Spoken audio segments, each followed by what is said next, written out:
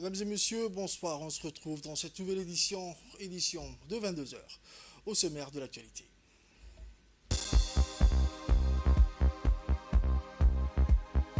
Adikil vers une gestion durable des déchets.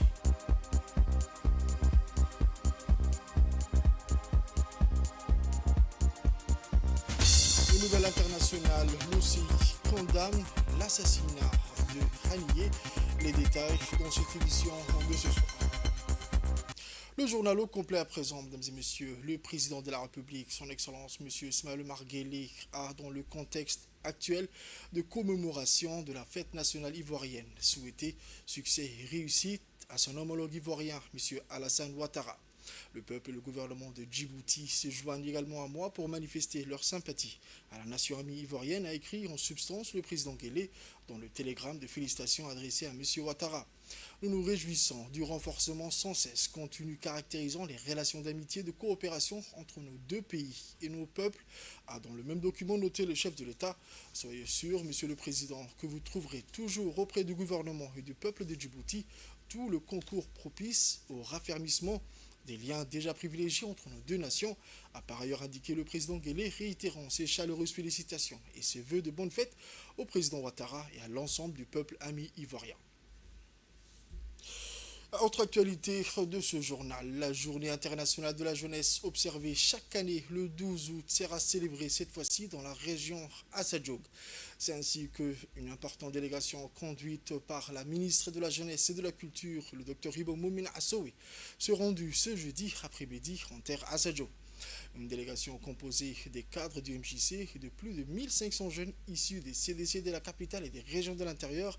Cette journée est une occasion de reconnaître les contributions essentielles des jeunes à la société et de mettre en lumière les défis auxquels ils sont confrontés.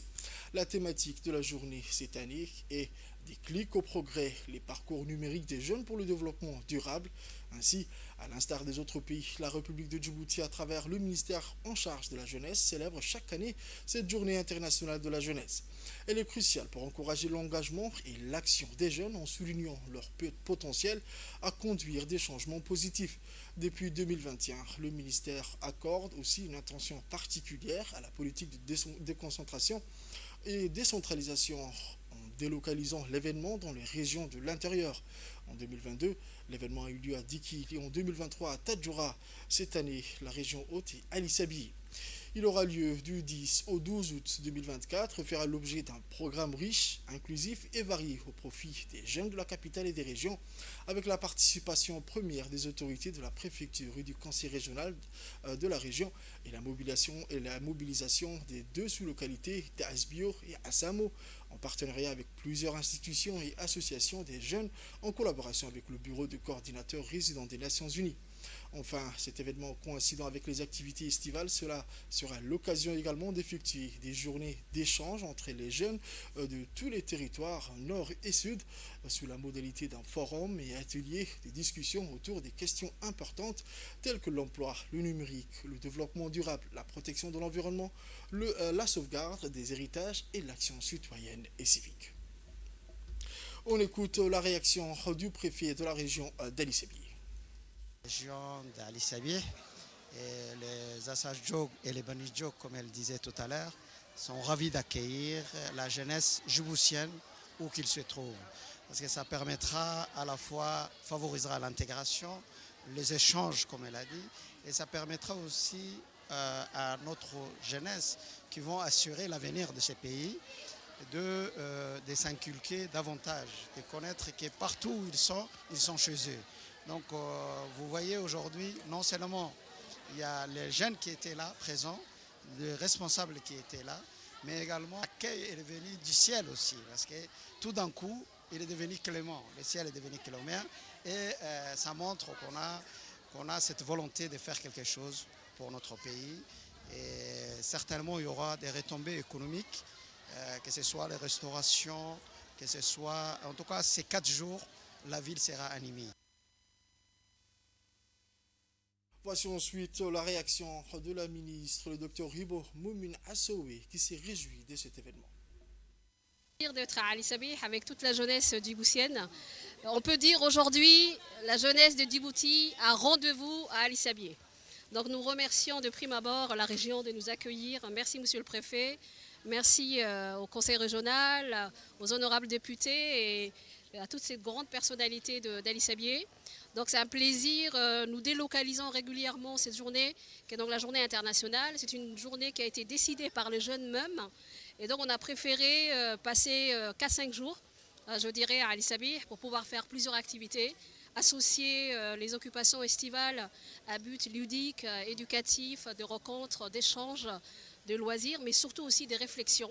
La thématique, c'est le numérique. Le séjour va être un séjour passerelle.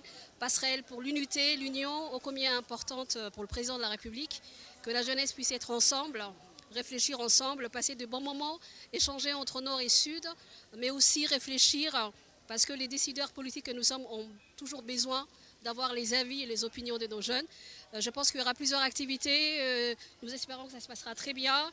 Et c'est un séjour qui est, on peut dire, à peu près à 100% inclusif, puisque toute la population, dans toutes ces catégories d'Ali Sabié, va être mobilisée, aussi bien les commerçants, les hôtels, tout le monde, donc va pouvoir bénéficier de ce séjour des jeunes.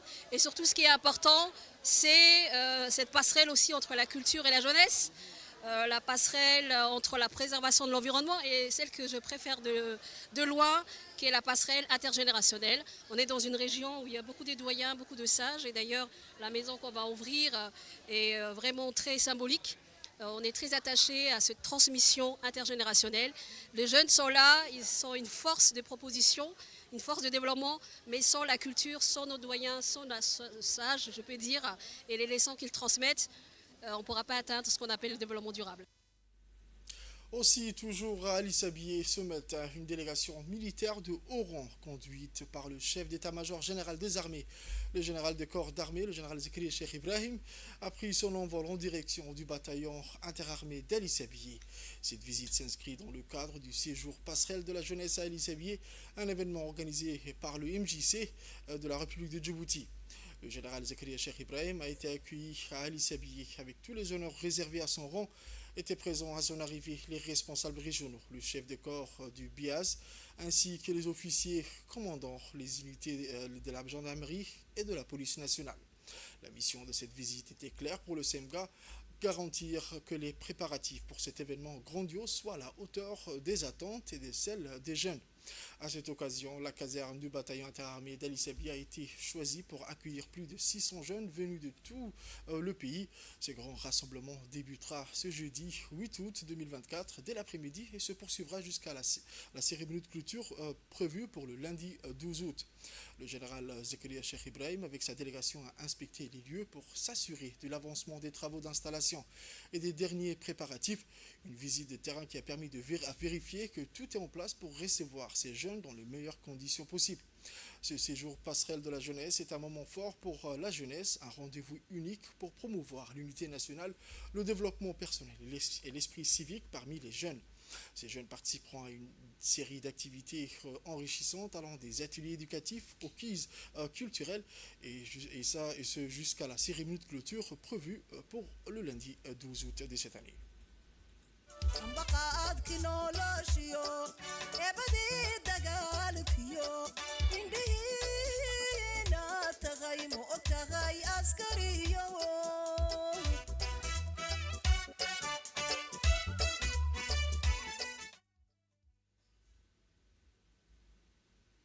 Toujours au sud du pays, mais à présent dans la région de l'Unité, où la première mission de suivi, évaluation du projet gestion de la collecte de déchets à Mouloud s'est tenue aujourd'hui au conseil régional de Dikil, réunissant plusieurs personnalités clés et partenaires de ce projet ambitieux.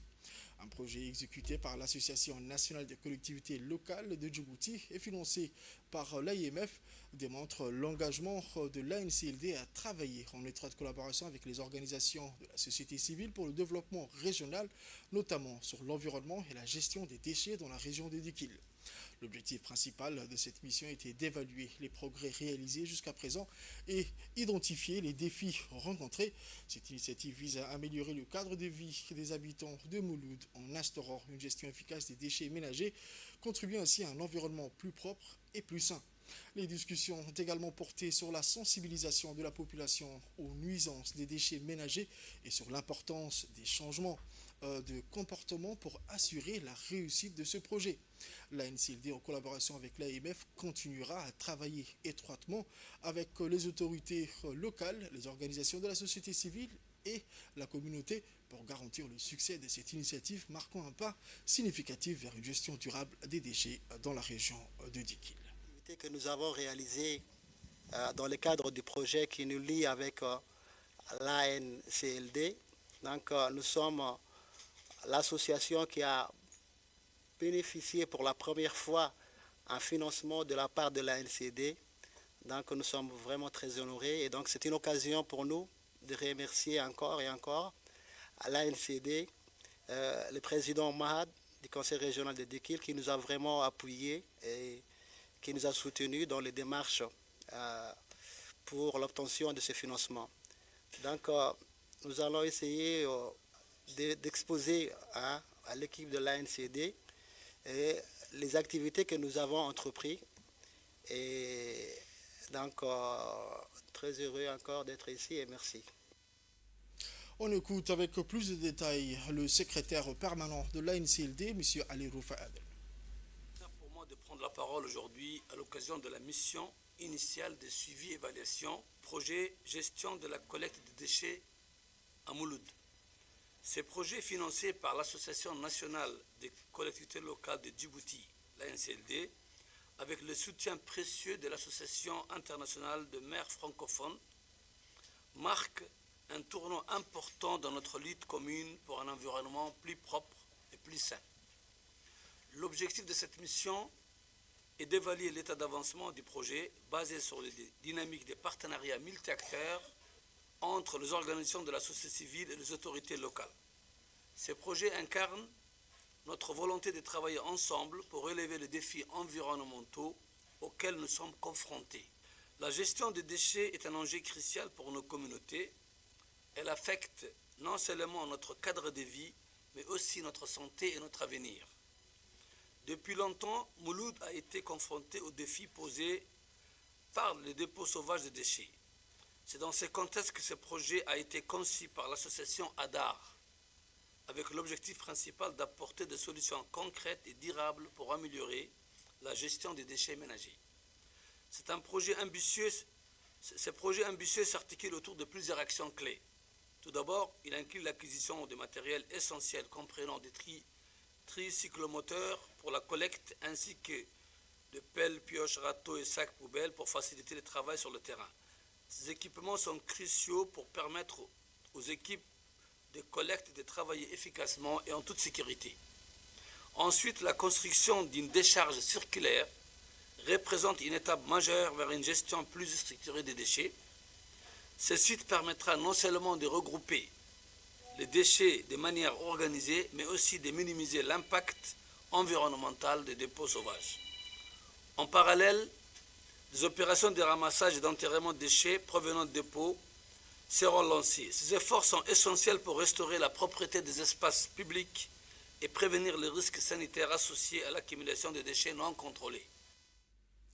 Après la réunion technique sur le suivi du projet de gestion des déchets à Mouloud par l'association ADAR, M. Mahad Hussein, président du conseil régional de Dikil, s'est rendu sur place avec les responsables régionaux et l'équipe technique de l'ANCLD. L'objectif de cette visite était d'inspecter les avancées des travaux de construction de la décharge. Durant sa visite, le président du conseil régional a profité de l'occasion pour discuter avec la population locale des enjeux et des bénéfices de ce projet, renforçant ainsi l'importance de la gestion efficace des déchets pour améliorer leur cadre de vie.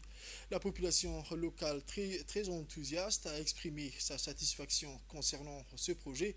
Le président du conseil régional s'est montré satisfait de l'avancement des travaux et de sa collaboration avec l'association ADAR. Le président de l'association a remercié les autorités locales de Dikil et l'AMF pour leur confiance et leur soutien technique.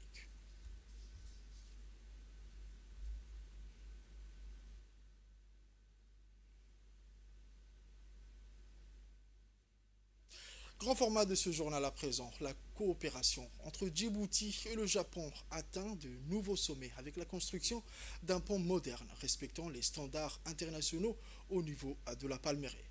Voici un mag de la rédaction.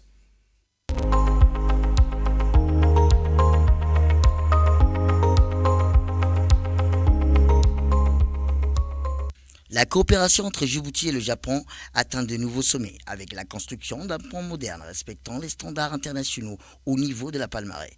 Les relations entre Djibouti et le Japon sont marquées par une coopération étroite et diversifiée couvrant plusieurs domaines essentiels. L'assistance japonaise à Djibouti se concentre sur le développement économique et social, le développement des ressources humaines et le renforcement de la stabilité régionale. Ces projets d'une importance capitale pour le désengorgement de la ville de Djibouti est financé par le gouvernement japonais sous forme d'un don non remboursable d'environ 5,944 milliards de yens japonais, soit environ 37 millions de dollars.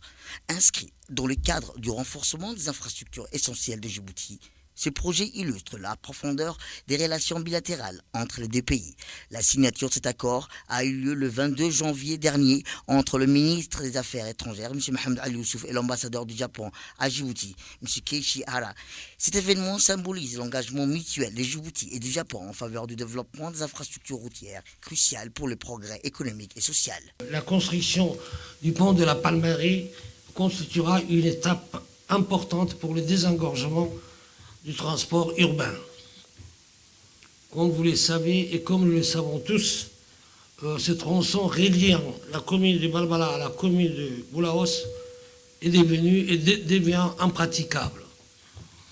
Durant les intempéries, bloque la circulation. C'est donc en collaboration avec nos partenaires de la JICA qu'un bureau d'études a été mandaté pour la réalisation des études techniques qui permettront la construction de ce pont. Ainsi, avec ce nouveau pont, dont la phase de lancement est prévue en août 2024, les automobilistes, les transports en commun, mais aussi les camionneurs verront leur temps de trajet amélioré. Le pont qui enjambera l'oued d'Ambouli jouera un rôle crucial dans la fluidification du trafic et le renforcement de la connectivité régionale. Cette initiative, supervisée par l'Agence djiboutienne des routes avec le soutien technique de la JICA, marque une nouvelle étape dans le partenariat stratégique entre Djibouti et le Japon. L'Agence djiboutienne des routes est à pied d'œuvre pour la préparation des sites d'installation de chantier et la réalisation d'une déviation temporaire qui progresse à un rythme soutenu. La gestion et l'entretien des ponts nécessitent une compétence technique. Et c'est dans cette optique et pour mieux préparer la capacité technique de l'ADR que 12 de ces ingénieurs ont été formés par un expert japonais en partenariat avec la JICA sur la gestion, la maintenance et l'entretien des ponts. En parallèle de cette formation, 2 autres ingénieurs ont suivi au Japon une formation de spécialisation dans la gestion et l'entretien des ouvrages de franchissement. La construction de cette infrastructure de grande envergure demeure une priorité pour le gouvernement, visant à absorber un volume croissant des véhicules tout en renforçant la sécurité des biens et des personnes. Les usagers quotidiens de cet axe ont longtemps souffert des embouteillages engendrés par les crues de l'oued d'Ambouli. Désormais, telles situations ne seront plus que des souvenirs du passé grâce à ce projet majeur et tant attendu. Ce projet d'une portée nationale revêt d'une dimension à la fois sociale et économique, alignée avec les priorités du gouvernement. L'Agence djiboutienne des routes rappelle l'importance du respect des mesures de sécurité tout au long de la période des travaux. Je tenais tout d'abord à remercier la JICA pour son implication et le gouvernement du Japon qui a voulu soutenir ce projet d'importance capitale pour la mobilité urbaine de Djibouti. Cet axe est emprunté par plus de 37 000 véhicules par jour. Et comme vous pouvez le constater, l'ADR est mobilisé pour préparer les sites d'installation de chantier et surtout pour préparer la déviation qui permettra aux usagers de pouvoir circuler en toute sécurité durant les travaux. Ce qui est important de savoir, c'est que la préparation et la conception des infrastructures routières nécessitent du temps et surtout des ressources importantes. Et le gouvernement convaincu du nexus de développement économique et infrastructures routières a mobilisé les ressources nécessaires pour concrétiser ce projet. Il est aussi important de savoir qu'en mois d'août sera lancé au Japon l'appel d'offres qui permettra de sélectionner l'entreprise et il est aussi prévu au mois de novembre de démarrer ses travaux. Djibouti se positionne ainsi comme un acteur majeur du développement régional grâce à ses projets ambitieux d'infrastructures routières. Cette initiative témoigne de la détermination du pays à transformer son paysage économique et à offrir de nouvelles perspectives à ses citoyens. Direction le nord à présent, à Tadjoura, où sous l'égide du secrétariat d'État chargé des sports, la sous-direction régionale de Tadjoura a clôturé les activités sportives estivales par une cérémonie grandiose sur la plage de Fia. Un événement attendu et préparé avec soin qui a rassemblé sportifs officiels et habitants de la ville, offrant un spectacle de haut niveau et une ambiance festive. Au programme, 2 grandes compétitions ont été programmées, notamment le beach football et le beach volleyball, des disciplines bien adaptées au cadre paradisiaque de la plage, qui ont permis aux participants de démontrer leurs compétences et leurs talents.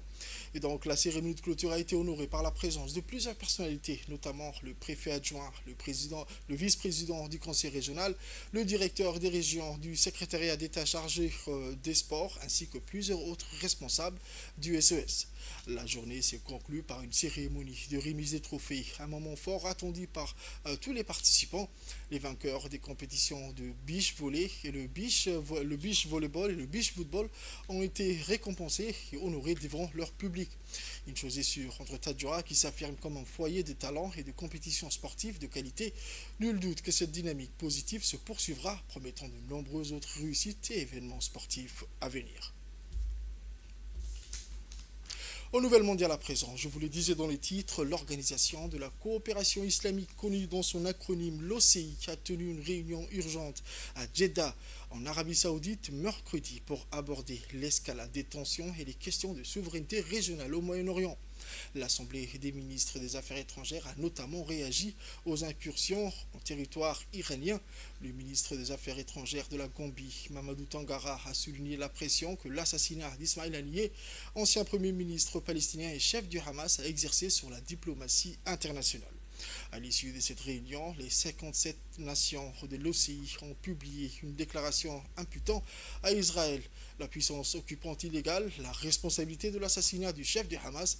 La réunion de l'OCI a pour but de favoriser une réponse unique à ces défis en plaidant pour des résolutions pacifiques et le respect de la souveraineté dans toute la région. Avec le changement climatique qui décime leur bétail, les éleveurs Maasai du Kenya se tournent vers l'élevage de poissons pour s'en sortir. La sécheresse entre 2020 et 2023 a tué presque 100 vaches et 250 moutons. Pour survivre, cette femme a créé un étang à poissons avec l'aide du gouvernement. Le gouvernement qui a fourni des tilapias, du Nil et des aliments pour poissons. Après 6 mois, les premiers poissons ont été vendus jusqu'à 300 shillings kenyans chacun. Ce programme d'aide du gouvernement aide les familles à diversifier leurs revenus et à se protéger des impacts du changement climatique. D'après les autorités nationales de gestion de la sécheresse du Kenya, 2,6 millions de bovins sont morts à cause de la sécheresse entre 2020 et mars 2023, soulignant l'importance de diversifier les moyens de subsistance. Toujours en Afrique, la variole du singe au centre de préoccupation de l'OMS, l'Organisation mondiale de la santé. Son directeur général a annoncé mercredi qu'il allait réunir un groupe d'experts pour déterminer si la propagation croissante de la pathologie doit être déclarée urgence mondiale. Au moins 10 pays africains sont touchés par ce virus, selon les données publiées la semaine dernière par le Centre africain de contrôle et de prévention des maladies. La République démocratique du Congo en est le principal foyer avec plus de 96% de tous les cas et décès. Par rapport à la même période de l'année dernière, les cas ont augmenté de 160% et les décès de 19%. Une nouvelle version du virus qui peut tuer jusqu'à 10% des personnes est apparue en RDC. Alors que la semaine dernière, pour la première fois, le Rwanda et le Burundi ont été pour la première fois touchés par cette maladie. En 2022, déjà l'OMS a déclaré la variole du singe urgence mondiale après qu'elle s'était propagée dans plus de 70 pays, affectant principalement les hommes homosexuels et bisexuels. Les pays occidentaux ont endigué cette maladie grâce à des vaccins et au traitement des outils de lutte très peu disponibles en Afrique. Sport à présent, Francis Ngannou va faire son grand retour en MMA. L'ancien champion poids lourd de l'UFC fera ses débuts en Professional Fighting League, la PFL, en octobre prochain. Il affrontera Renan Ferreira, champion du poids lourd de la PFL 2023, le 19 octobre. Il s'agira de son premier combat en MMA depuis janvier 2022, où il a défendu son titre UFC contre Cyril Gane. À l'issue de ce combat, Francis Ngannou a quitté l'UFC après un conflit contractuel. Loin des combats de MMA, il s'est ensuite consacré à la boxe pour affronter des poids lourds de la boxe comme Tyson Fury. Il a failli créer la surprise en manquant de peu la victoire. Francis Ngannou a signé un accord avec la PFL en 2023, faisant de lui le président et propriétaire d'actions de PFL Africa. Et donc c'est la fin de ce journal de 22h, mesdames et messieurs. Merci à vous de l'avoir suivi et restez avec nous pour la suite du programme sur Télé Djibouti.